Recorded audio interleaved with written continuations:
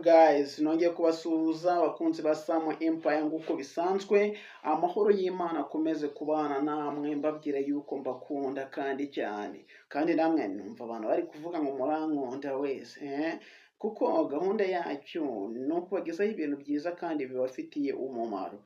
Ese ugwara igifu? Ese niba ugwara igifu giterwa n'iki? Wumva ukigwaye gusa? Bamwe bazakubwira ngo kugwara igifu ngo biterwa no kuba waba nta mugabo ufite, ngo uramutse ubonye umugabo cyagenda. Ariko si kibaza ati se niba ngwara igifu biteye yuko ari ukubera ko nta mugabo mfite, noneho ukigwara afite umugabo we aba yarabuze iki? Aba yarabuze abagabo? Nyine ukumva ni ibintu byinshi utabasha kuba wabona ibisobanuro byabyo. Ariko rero muri aka kanya ngewe ndaje mu minota mike tugiye kubana ngo uhereze ukuri aho kuva kukagera kandi gushobora kukugirira umumaro. Ngo haye ikaze rero, niba utari wakora subscribe ku YouTube channel yacu, icyo nagusaba no gukora subscribe, ugakanda like, ugakanda notification, byaba ngombwa ugakora na share kugira ngo video yacu n'abandi babashe kuba bagite babashe kuba bayibona. Bumwe rero mu banyamuryango bazima bakeye batunganye bameze nk'intumwa za Yesu Kristo bakurikirana iyo YouTube channel yacu. Bahaye ikaze. Rero niba ugwara igifu ushobora kwibaza ngo mbese giterwa n'iki? Ntabwo ubizi. Ese kuko niba utabizi ninde muntu ukwiriye kubimenya? Ni wowe ukwiriye kubimenya kuko ni wowe kijya kandi ni wowe kibabaza. Rero igifu muri make ngiye kumanza no gusobanura ku nyama yo bita ugwagasha. Nyama yo bita ugwagasha iba mu mubiri wawe mu nda. Iyo nyama niyigenda igasuka acide mu gifu, ikunze gusuka acide mu gifu hagati ya saa moya na saa tatu. Iyo birenze ayo masaha ntabwo yongera gusuka acide mu gifu. Rero iyo acide ibishaka kugira ngo impamvu imeneka mu gifu mw'izo saha ni ukugira ngo ibashe kuba yatwika ibiri mu gifu, noneho birangize garandi nyine nujya kubisohora ubisohore nyine nta mumaro ikigize utebe igifite. Mbese ni ukuvuga ngo igifu kiba cyarangije kubikanjakanja, cyavanyemo iki n'iki bigomba kugirira mu mubiri wawe umumaro. Noneho iyo nyama yo bita ugwagasha igasuka acide mu gifu igira ngo itwike bya bindi nyine byarangije gukamurwa n'igifu.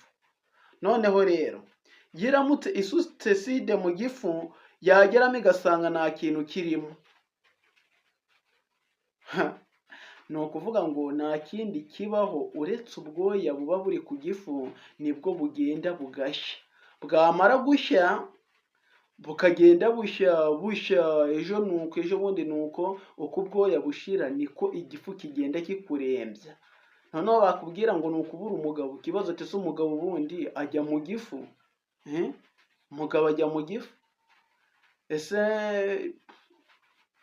ibintu bijyanye na sex mugenda mukora hari icyo byaba bimarira igifu? Bamwe ugasanga biroha mu buraya kugira ngo babashe kuba bakira igifu biteye uko baba bumva yuko bari guhura n'abagabo. Ibyo ngibyo ntari wo muti pe, ngo ntari wo muti. Ubwo reka ngubwire, ni ukuvuga ngo mbere nuko twe tukiri abana, ariko mbere abantu bajyaga mu gitondo saa sita na nimugoroba. Noneho ndavuga mbere y'ubukoroni, igihe ubukoroni bwari bumaze kuza, tumaze gukoronizwa, ngo nibwo abantu batangiye kuzajya batererwa utwo kurya, kutubaterera nk'imbwa utwo kurya mu masaha ya saa sita kugira ngo batabasha kuba bakicwa n'inzara. Kuri umuzungu we yabyukaga mu gitondo akirira, yamara kurya agahaga, yamara guhaga abandi bari ku gatunamkene babakoresha imirimo y'agahato, abandi babakubita, abananiwe babakubita. None izo saha bakabahereza utujyo tw'inyice dikize kugira ngo babashe kuba barya.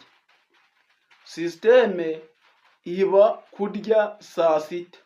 Rero nubwo abakorani bagiye, ibyo badusigena n'isaha biracyatugiraho ingaruka. Ni ukuvuga ngo na n'isaha abantu benshi bazi neza yuko isaha yo kurya ari isaha ya saa sita. Noneho na babandi bagwara igifu bazi neza yuko isaha yo kurya ari saa sita.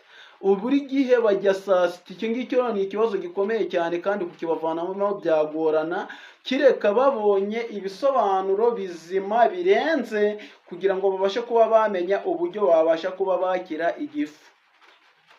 Hajyaho abantu ngo bavura igifu bitewe n'uburyo kijyana, abantu benshi bakaba babirukira nyine kugira ngo babashe kuba bakuraho amafaranga yabo. Mbere rero yo kugira ngo ugende ngo babashe kuba bakujya amafaranga yawe, umva ikintu ukwiriye gukora kimwe.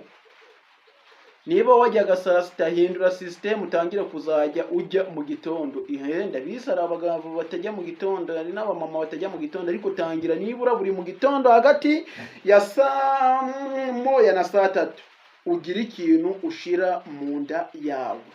Saa sita niba ufite akantu ujya ubashe kuba wakajya, ariko ako kantu ka saa tatu wabashiye kuba wagafata. Nubikora igihe kingana n'amezi 3 mu gihe waribwaga n'igifu, ni ukuvuga ngo mwayo mezi 3 ubwoya bwo ku gifu cyawe buzaba bwongeye kumera, ntabwo uzongera kuribwa n'igifu.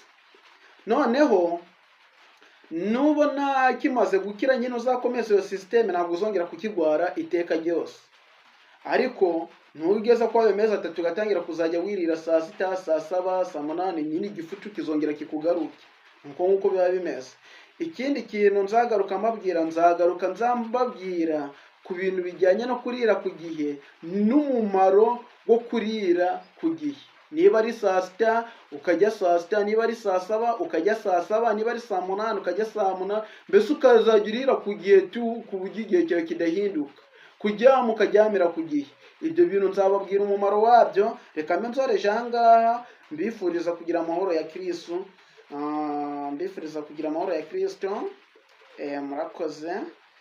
Amahoro y'Imana akomeze kubana namwe, naho ubutaha. Bye bye, ciao ciao, hasta la vista. Niba utari wakora subscribe rero, ntabwo uriyunga ku muryango wacu. Niba wararangije gukora subscribe, right, ngifurije amahoro ya Kristo.